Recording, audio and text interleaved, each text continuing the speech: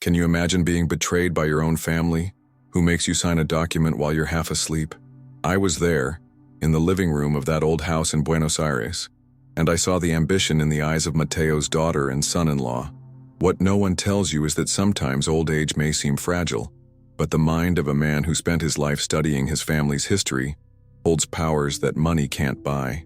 Imagine waking up one day and discovering that your own family, the people you trust most, took away the only thing that really mattered to you, your home.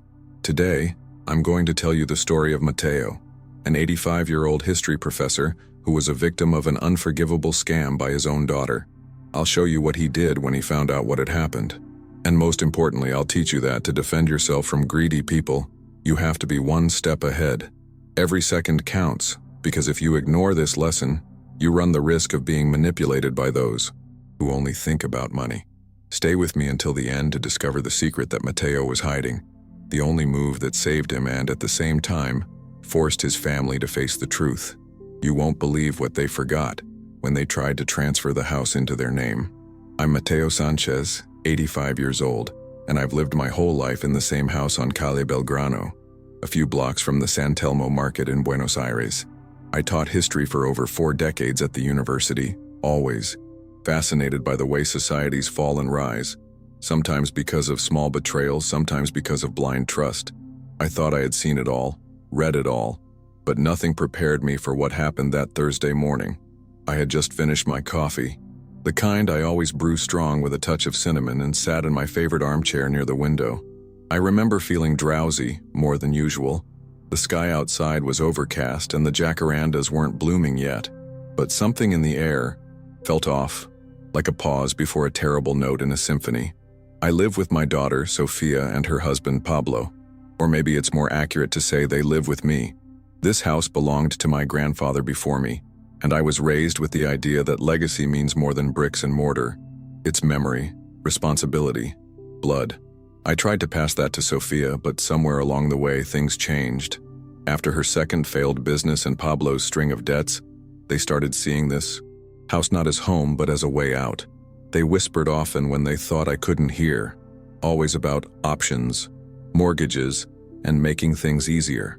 I was growing suspicious, but I never thought they'd go as far as they did. That morning, my medication had left me groggy. It happens sometimes. I have a condition that affects my sleep and balance, so the doctor prescribed something to help me rest. But Pablo, always lurking around, must have noticed how the pills affected my clarity. Remember him gently touching my shoulder saying, "Mateo, Papa, we just need your signature for some bank formalities." His voice was syrupy, too sweet to be trusted. I squinted at the pages, but the letters danced. Sophia was beside him, smiling in that way she used to when she wanted to borrow the car as a teenager. Too eager, too rehearsed. They placed the pen in my hand. I hesitated. I remember trying to form words, but they were slow to leave my mouth. "Is this for the bank?" I murmured.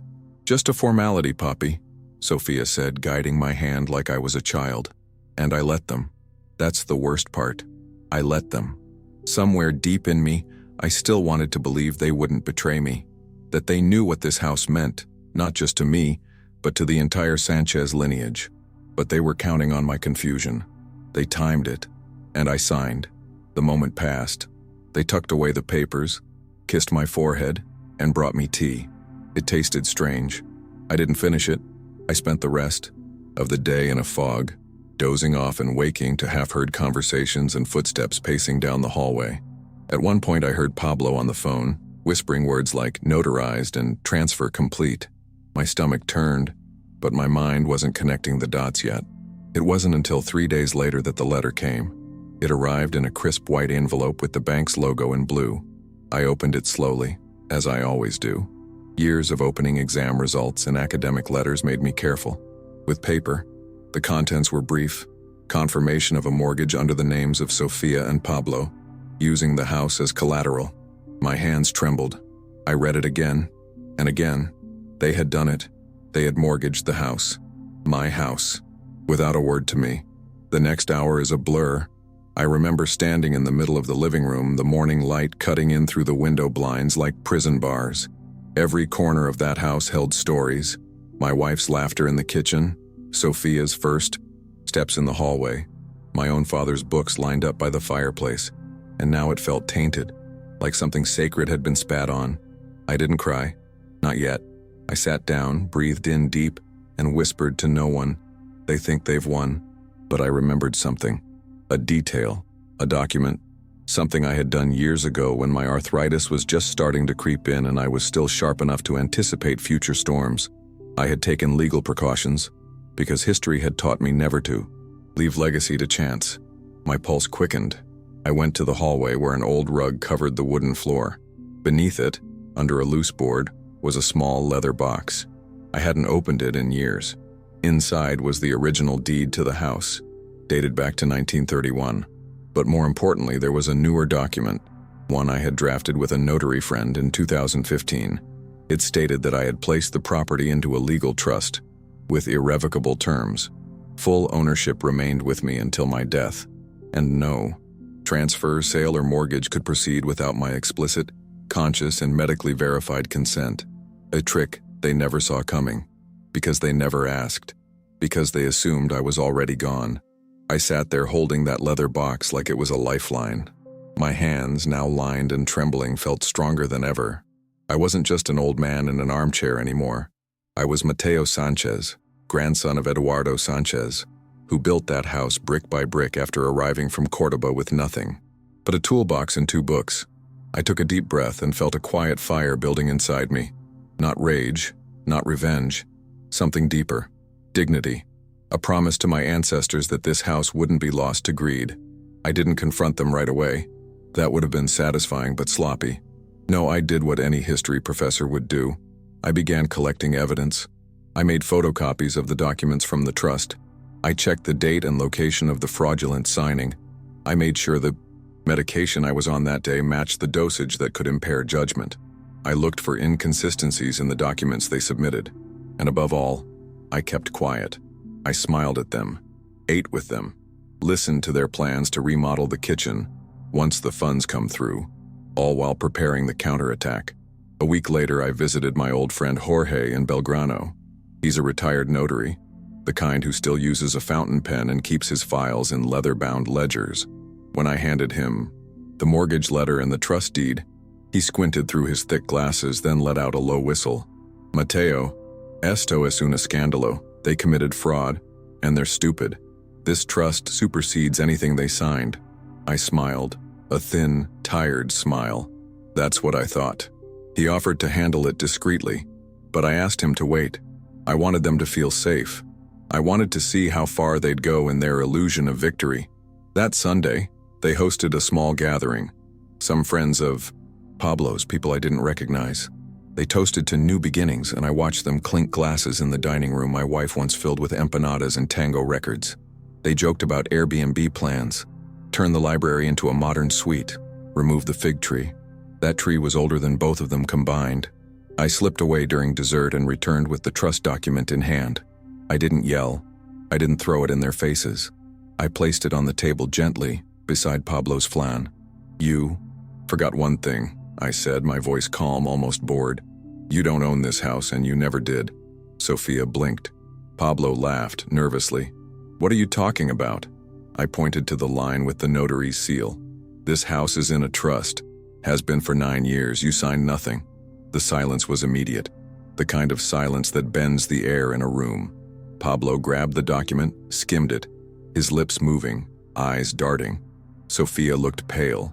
Her hands, always manicured and adorned, with borrowed jewelry, now clenched the tablecloth.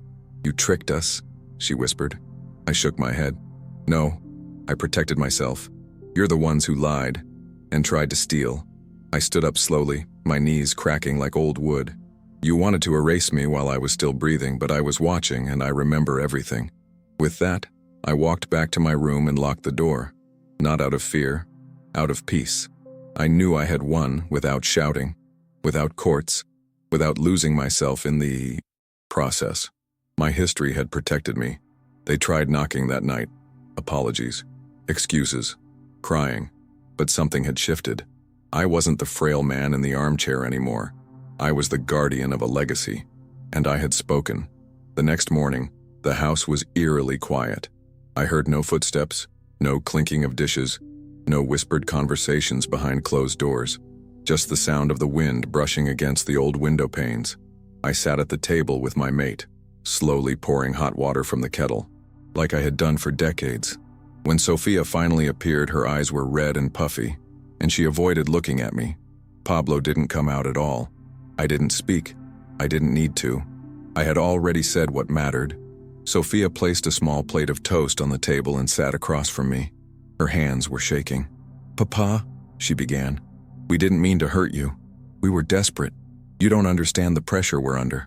I raised my eyes and looked at her. This woman I had once rocked to, sleep in my arms. "You're right," I said. "I don't understand. I don't understand how someone raises a daughter for 30 years, teaches her about honor and love, and still ends up betrayed." She started crying. It wasn't loud, dramatic crying. It was quiet, slow, shameful, and I felt something I didn't expect. Sadness. Not for myself, but for her. For what she had become.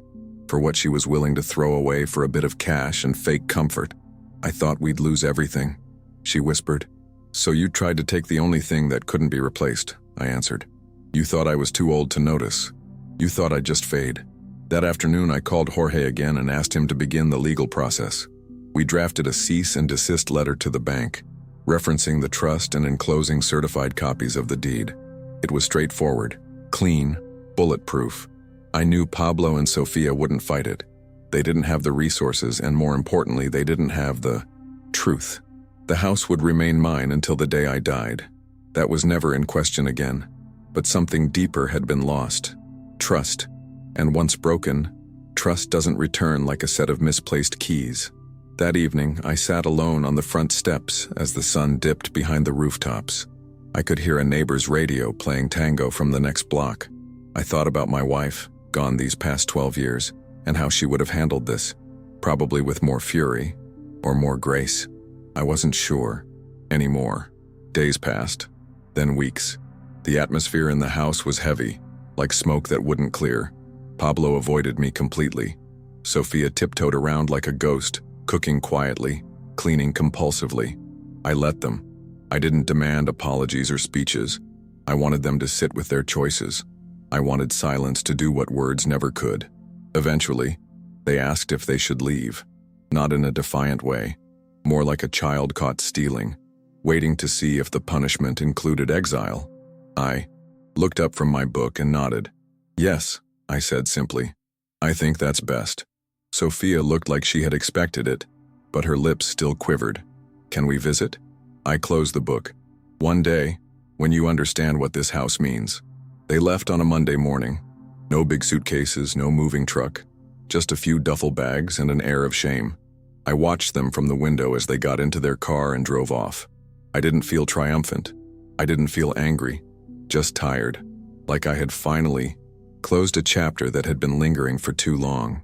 The house felt bigger again, quieter, and mine. For the first time in years, I had the house to myself again. It was strange at first. The silence that used to make me feel invisible now felt like a gift. I could hear the creaking of the wood floors, the birds nesting on the window ledge, the soft hum of the refrigerator. These were the sounds of a place breathing, living with me, not against me. I resumed my old routines, early mornings with classical music, long afternoons reading on the terrace, and evenings writing in my journal.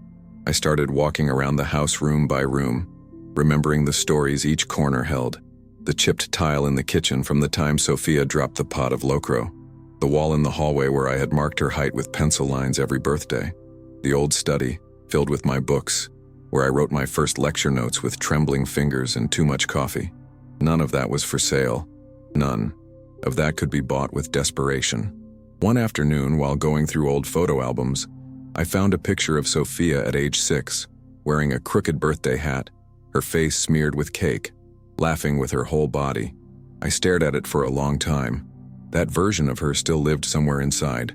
Maybe one day she'd find her way back to that innocence. Maybe not.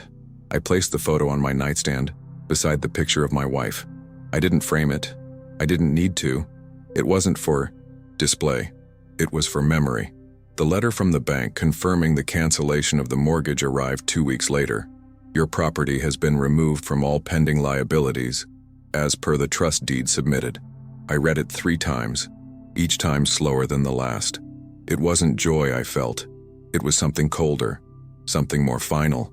Validation, proof that I had not imagined it all, that my memory, my foresight, my legacy, none of it had failed me.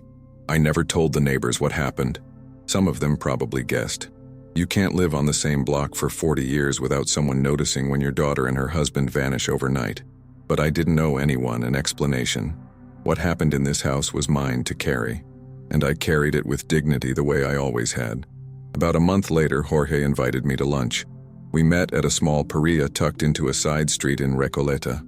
Over steak and red wine, he asked how I was holding up. I told him the truth. Better than I expected. Worse than I hoped. He nodded. You did the right thing, Mateo. Most people wouldn't have thought ahead like that. You saved yourself. I raised my glass. No, Jorge, I saved the house. Myself. I'm still working on that. That night I returned home and sat in the backyard under the fig tree. The air smelled of earth and night jasmine. I leaned back, closed my eyes, and let the sounds of the city drift into the distance. I wasn't angry anymore, just older, wiser, maybe, but also lonelier. I realized then that justice doesn't always feel good. Sometimes it just feels necessary. Still, I had no regrets. Not about the trust. Not about asking them to leave. Not even about staying silent for so long. Some things are better discovered alone. Some betrayals need space to rot away. And I wasn't going to let their failure define the end of my story. Not when I had so much left to remember. Not when the walls still whispered my name in the language of generations. A few days later, I received a postcard from Sofia. No return address, just her handwriting. Still neat, still full of loops. Like when she was a girl. Papa, I'm sorry. I know it's too late, but I wanted you to know we're safe. Pablo found work. I'm taking care of myself. I hope one day you can forgive us. I read it twice, then placed it inside a drawer I rarely open. Not out of spite, but because some wounds need to close from within. I never answered the postcard. I didn't tear it up either. It just stayed there, preserved in silence. I've learned that forgiveness is not a moment. It's a long, winding process. Some days I missed her. Not the woman she became during those greedy months, but the girl who used to curl up next to me as I read her bedtime stories about ancient empires. I wondered if she remembered those nights, if she missed me too. One afternoon, while organizing old papers, I found a folded letter my wife had written before she passed.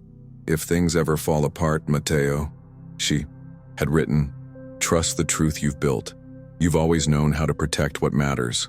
Her words hit harder than I expected. I hadn't read that letter in years, and yet it felt written for this exact moment. I cried that day, not out of pain, but from the strange relief of being understood by someone who was no longer here. The days started to settle into rhythm again.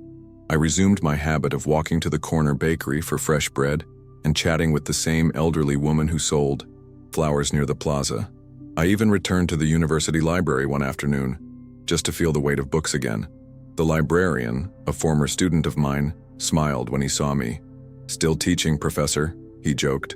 Always, I said, but now, mostly myself. That night, I began writing again. Not lectures or essays, but something more personal, a journal of sorts. I wanted to document what had happened, not to seek revenge or pity, but because history demands records.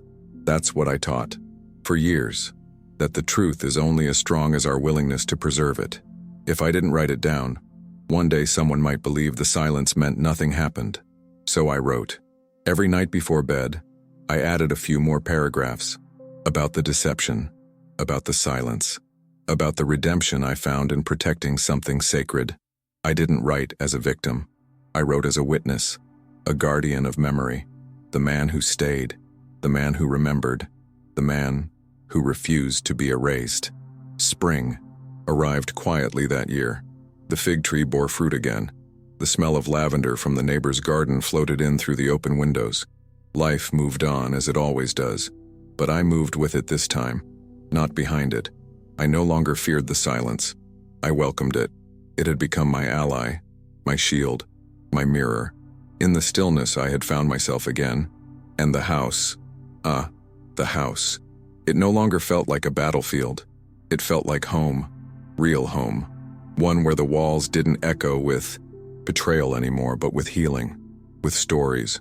With names I still remembered and voices I would never let be forgotten. It was on a Thursday afternoon while dusting the hallway shelves that I noticed the frame that had once held Sophia's graduation photo was now empty. I must have removed the picture during one of those silent evenings and forgotten about it. I stood there for a while, holding the frame in my hands. The glass was slightly cracked in the corner. I didn't feel anger. I didn't feel regret, just a quiet ache like a bruise you discover days after the fall. I placed the frame back, still empty, as a reminder that some spaces should remain open, not forgotten, not erased, just honest. That absence would speak louder than a forced reconciliation. I wasn't going to pretend everything was fine. I wasn't going to fill that frame with a lie. And maybe someday, if she truly understood, that space could hold a new photograph, but it would have to be earned. One Sunday morning, I was visited by a former student named Lucia. She had become a journalist working on a piece about elder abuse and financial fraud. She asked if I'd be willing to share my experience. At first, I hesitated. I didn't want to become a symbol or a headline, but the more she spoke, the more I realized how many people like me existed, trusting, aging, alone, and how few of us ever spoke up. So I told her my story, not to shame my daughter, not to ruin reputations, but because silence protects the wrong people. I told her about the signature, the medication, the trust. I told her how knowledge, even in old age, can still be your greatest defense. She listened with care, never interrupting. When we finished, she placed her recorder down and said, "You've just helped more people than you know." After the article came out, I received 2 handwritten letters. One from a man in Rosario whose nephew had drained his bank account under the guise of helping him pay bills. Another from a woman in Cordoba who had signed her apartment over to her daughter while recovering from surgery. Both of them thanked me for speaking out, for showing that we're not alone in this, that even at 85, we still have power. Those letters warmed me more than I expected.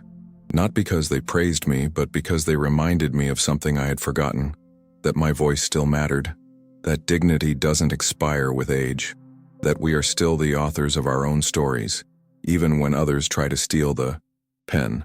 I placed both letters in the same drawer as Sophia's postcard. Different tones, same weight. I started hosting small Sunday lunches again. Not big family gatherings like before, but intimate meals with old friends, former students, neighbors who still called me professor. We'd eat milanesas or empanadas in the garden, drink wine slowly and share stories. Not gossip, stories. The kind that build bridges instead of burning them. The kind that remind you that life, even after pain, still has flavor. And with each lunch I felt a little more rooted, a little less haunted. The house no longer felt like a fortress. It felt like a haven, a place where people could come and feel safe, heard, respected. I realized that this quiet resistance, this rebuilding, was my true inheritance, and I had protected it. One of those Sundays, as we were clearing the dishes, Clara, an old friend from the university, told me something that stayed with me. "You know, Mateo," she said, sipping her tea, "I think your house survived because you remembered what it stood for.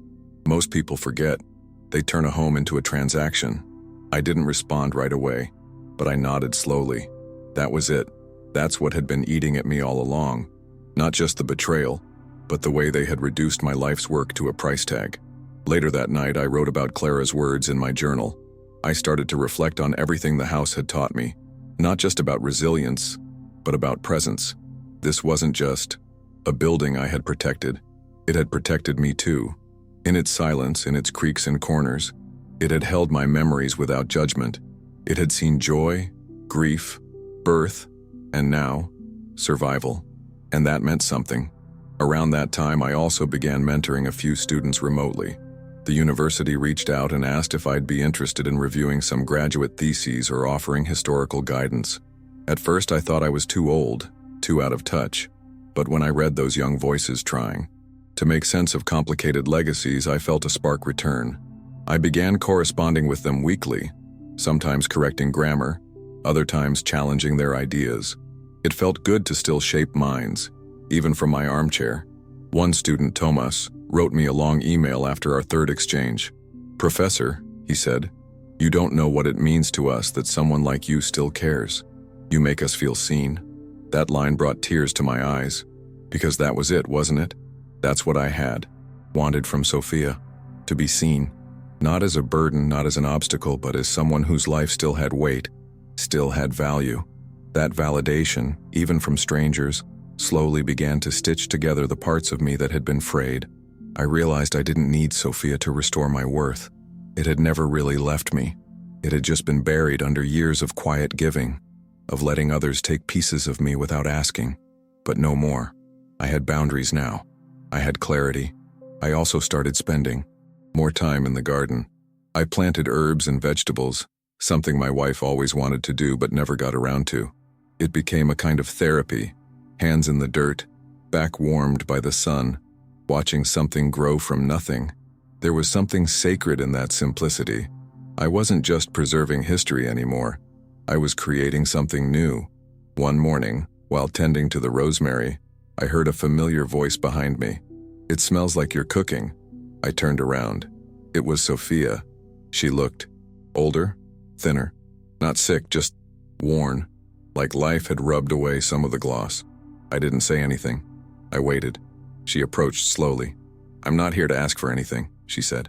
"I just wanted to see you, to see the house." I nodded once, still silent. She looked around the garden and then sat on the low stone bench under the fig tree. "You kept it exactly the same," she said. I didn't tell her that everything had changed, that I had changed.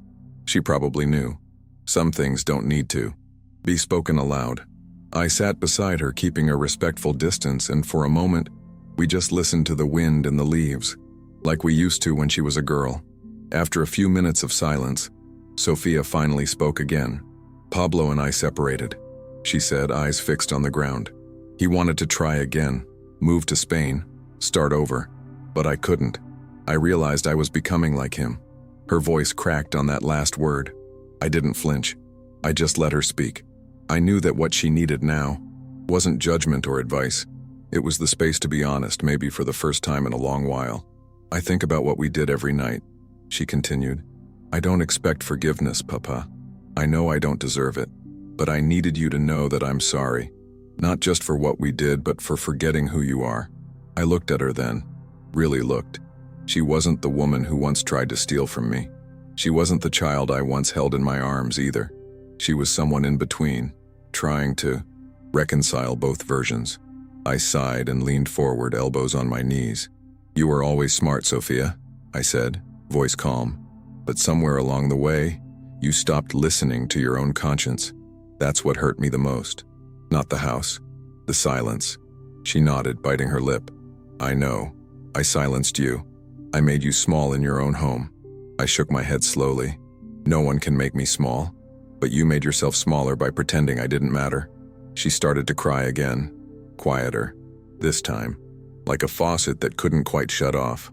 I let the silence stretch between us, let it breathe. Then gently I said, "You're not beyond redemption, Sophia. But don't come here looking for absolution. Come when you're ready to rebuild something real, not just between us, but within yourself." She looked at me with eyes full of something I hadn't seen in years, humility, and perhaps the beginning of understanding. We stayed in the garden for over an hour. No dramatic confessions, no grand reconciliations. Just two people who had once known each other deeply, sitting with all the things they had left unsaid. Before she left, she asked if she could visit again sometime. I nodded but added, "Only if it's because you want to know me again, not just the house." She placed a hand over mine for a moment, then let go. After she left, I didn't feel peace. Not immediately. What I felt was weight. The weight of time, of consequence, of trying to love someone who had failed you without losing yourself in the process.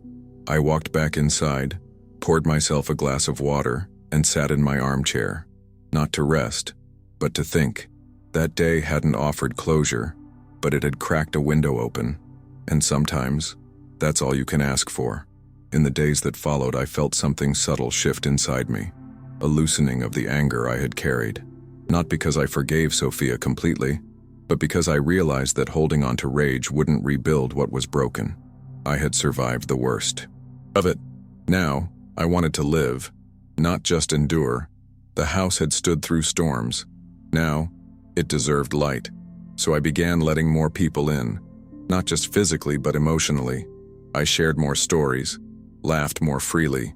When neighbors asked how I was doing, I didn't say fine out of habit.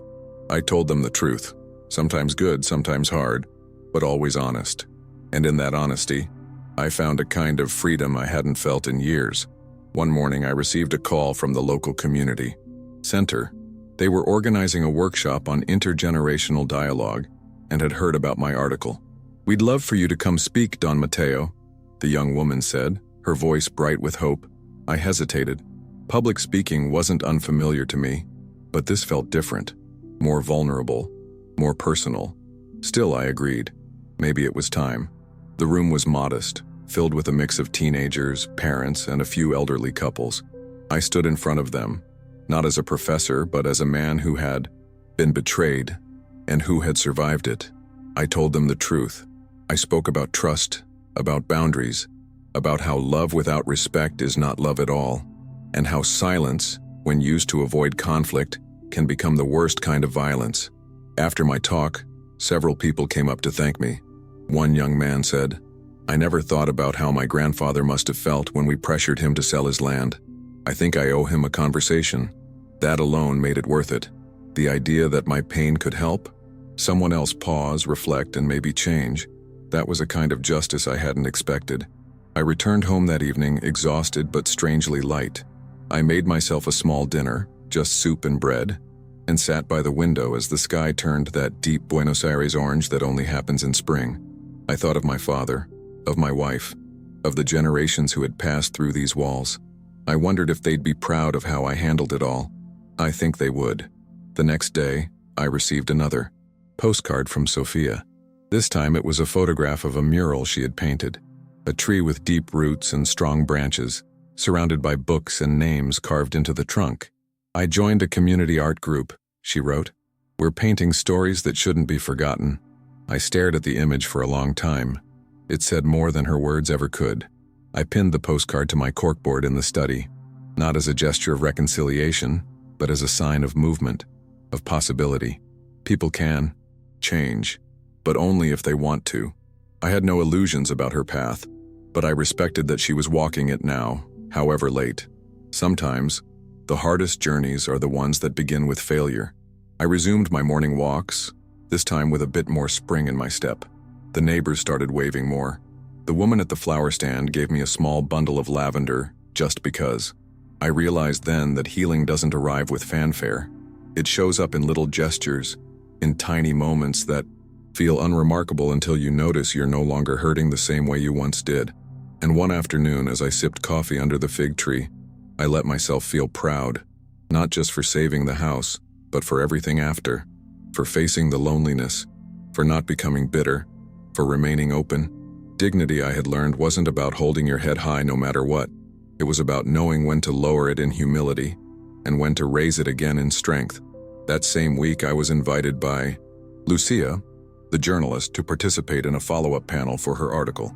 It would be filmed, shared online, part of a broader campaign to raise awareness about elder fraud.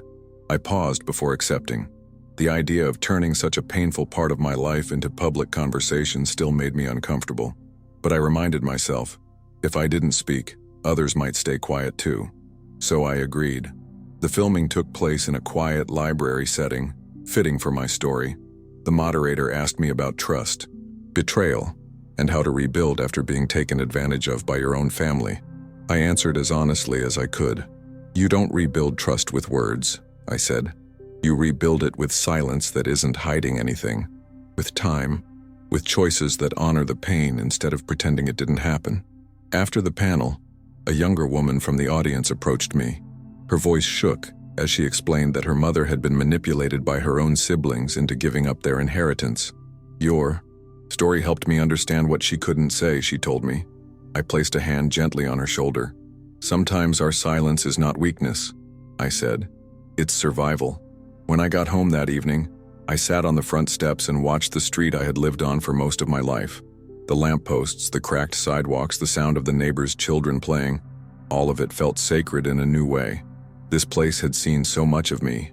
It had kept my secrets, and now it was holding my truth out, in the open, like sunlight spilling through an old window.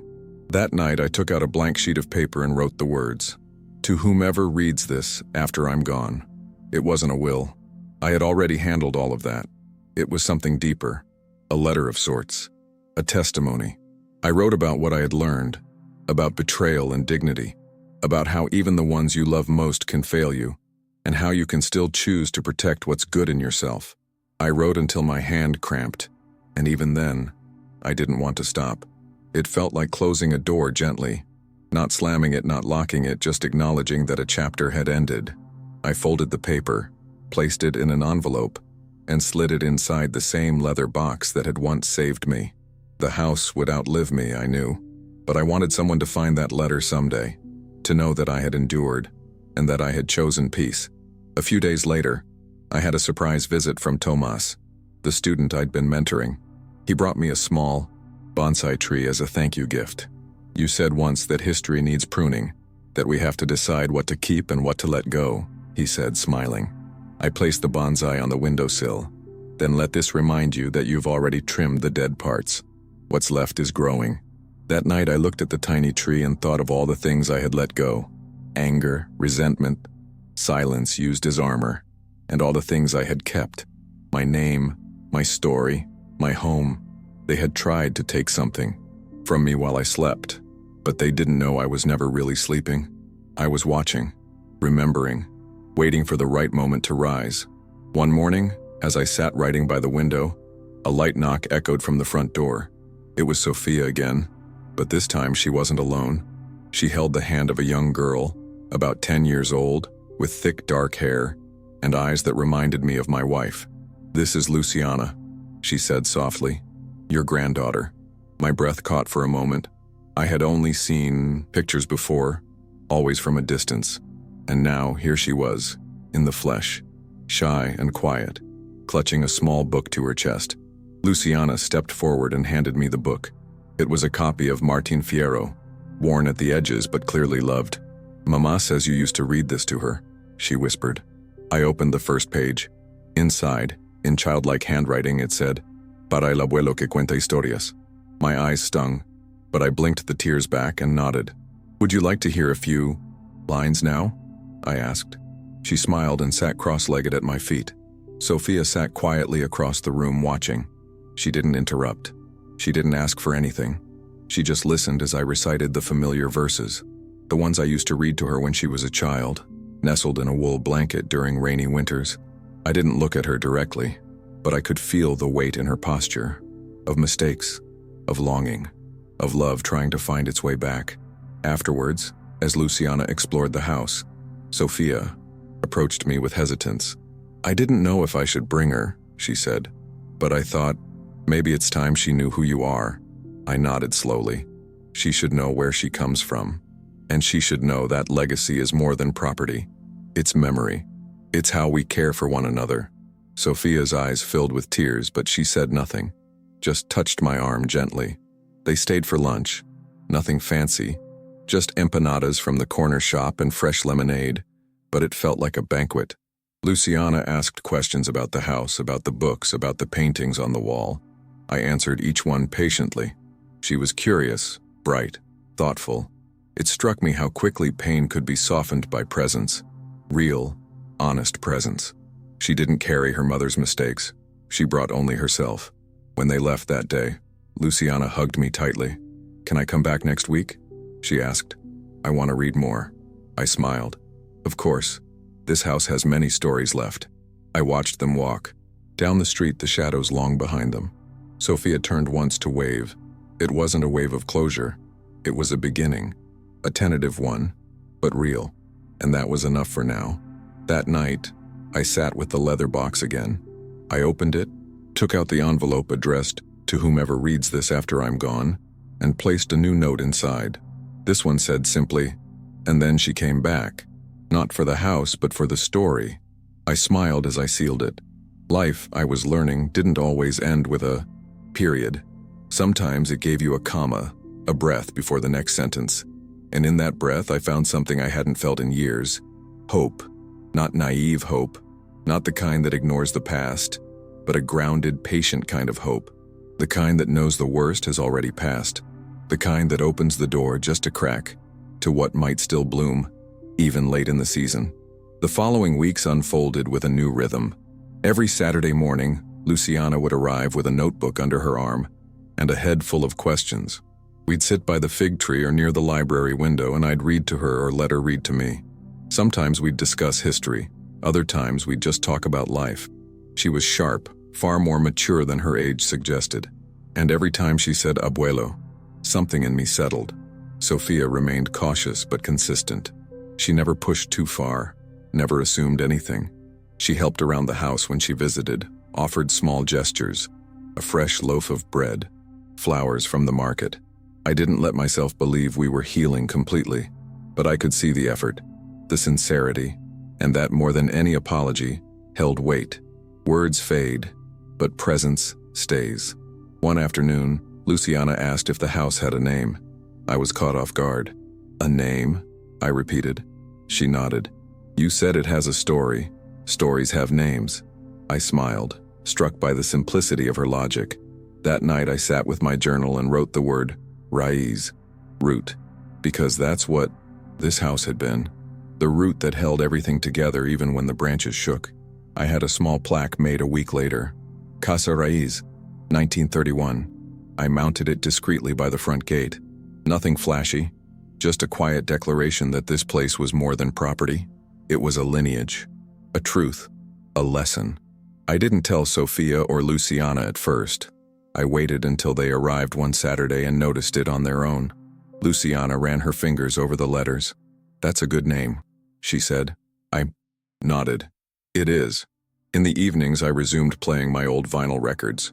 Gardel, Mercedes Sosa, Atahualpa Yupanqui, music that echoed the soul of the country and my own history. Luciana sometimes danced around the living room, spinning barefoot across the tiles. Sophia would watch from the doorway, a soft smile on her face, eyes glossy with something that felt like gratitude, or maybe humility.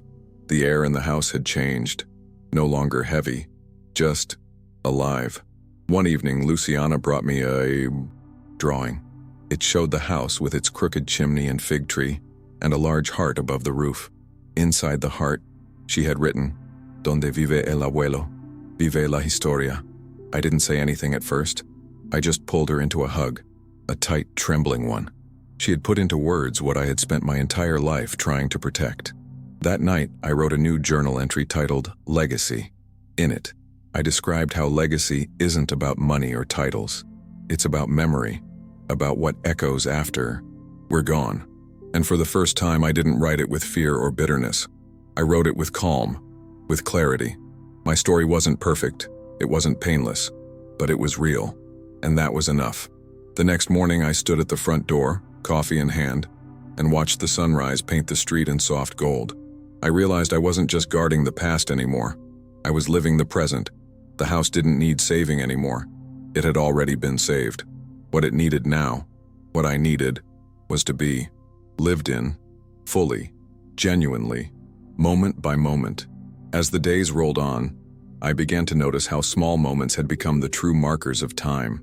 A shared laugh over burnt toast, a book left half read on the armrest, the creak of the front door as Luciana rushed in on Saturday mornings. It wasn't grand gestures that restored meaning. It was repetition, continuity, the quiet certainty that life was, once again, being lived in this house with love. One morning, as I rearranged the library shelves, I came across an old envelope I hadn't noticed before. It was addressed in my wife's handwriting, labeled simply, Para después. My hands trembled as I opened it.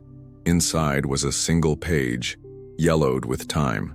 If you're reading this, it began, it means you've made it through something hard, and I want you to know, I always trusted you to do the right thing, even if you doubted yourself. Her words stopped me in my tracks. All the anger, all the guilt, all the questioning, it melted, just for that moment. She had believed in me even in absence, even in silence. I sat down and read the letter again, and then again, until the words were etched into me like a prayer. I placed it inside the leather box with the others. It didn't matter how old the paper was. The love inside it was timeless. That night I lit a candle in the kitchen, not for mourning, but for presence, for memory. I placed it beside a photo of her, one of Sophia as a baby, and the drawing Luciana had given me. 3 lives, intertwined, past, present, future. I stood there for a while, letting the silence fill me, not as a void but as a warm space. I wasn't alone anymore, and I wasn't waiting for anything to be restored. I was whole. A few weeks later, the community center asked if I'd like to teach a short course on family history, how to preserve it, how to record it, how to pass it on with integrity. I accepted without hesitation. I called the class Roots and Rooms, the Stories We Inherit. I taught in a small, sunlit room with 10 students, all of them holding pieces of their own pasts in worn folders and yellowed envelopes.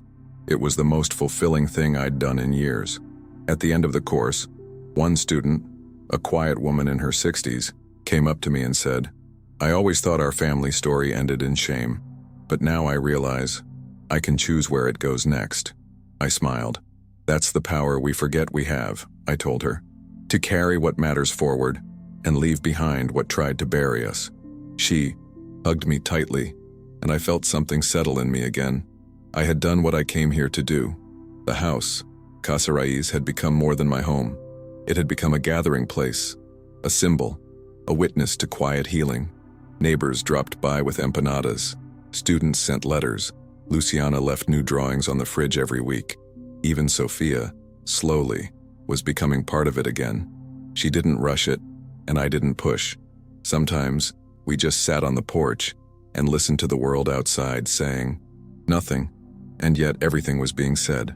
One afternoon, I walked out to the sidewalk and looked up at the plaque on the gate, Casa Raiz, 1931. I placed my hand on it and whispered, "Thank you," not just to the house, but to everything it had held, everything it had survived, storms, betrayals, silence, and now, rebirth.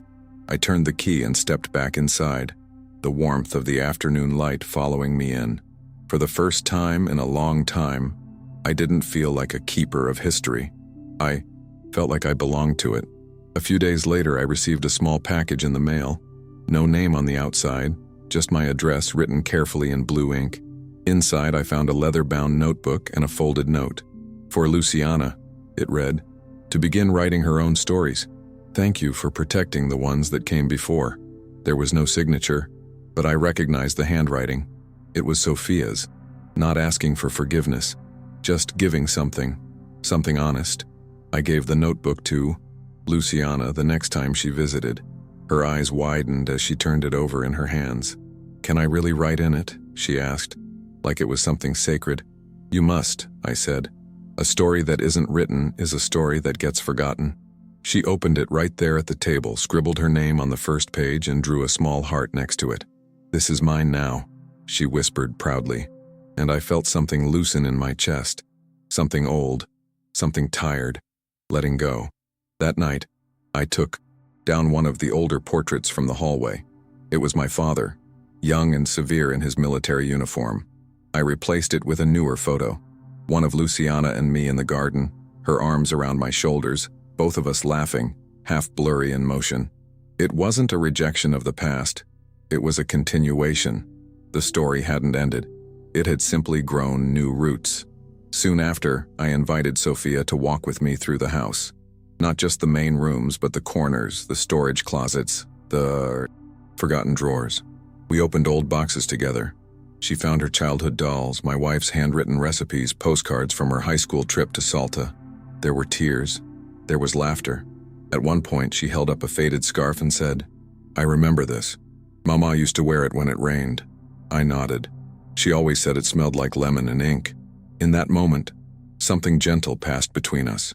Not forgiveness in the traditional sense, not erasure, but recognition of what was lost, of what still remained.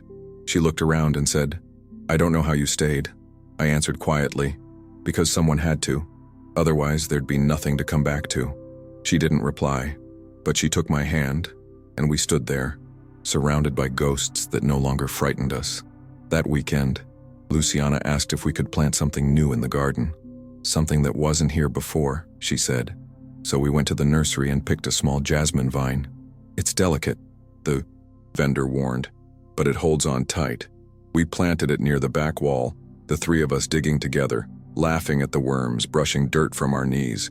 It was the first time in years the soil had welcomed new life under our hands.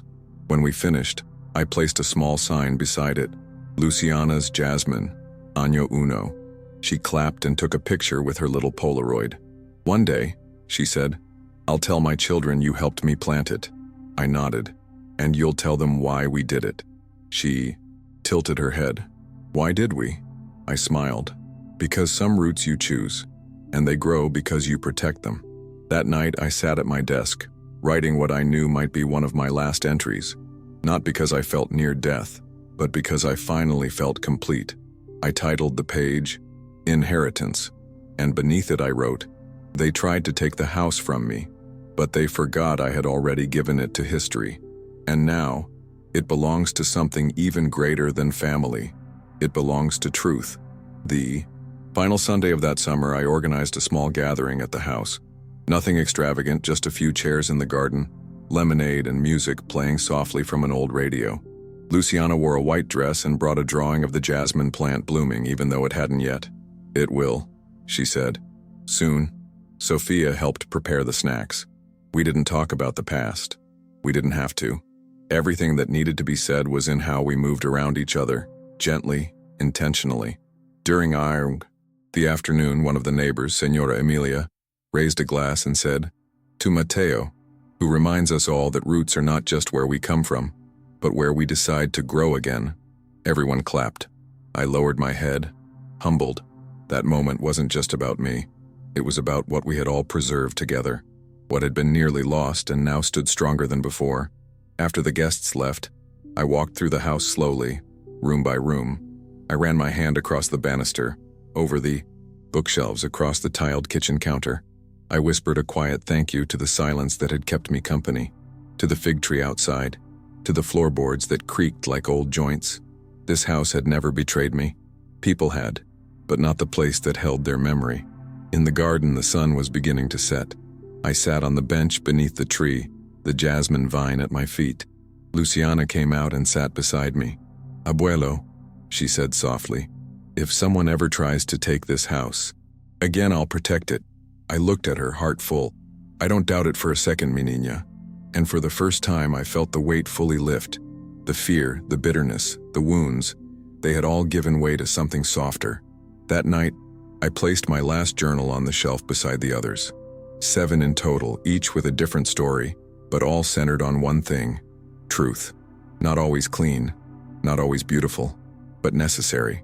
Luciana would read them one day, and maybe her children after her, and they would know that history doesn't just belong to nations, it belongs to families, to houses, to men who once sat in silence and decided to speak. Before going to bed, I took one last walk through the garden barefoot. The earth was cool, the stars, dim but present. I tilted my head back and whispered, You were right, mi amor.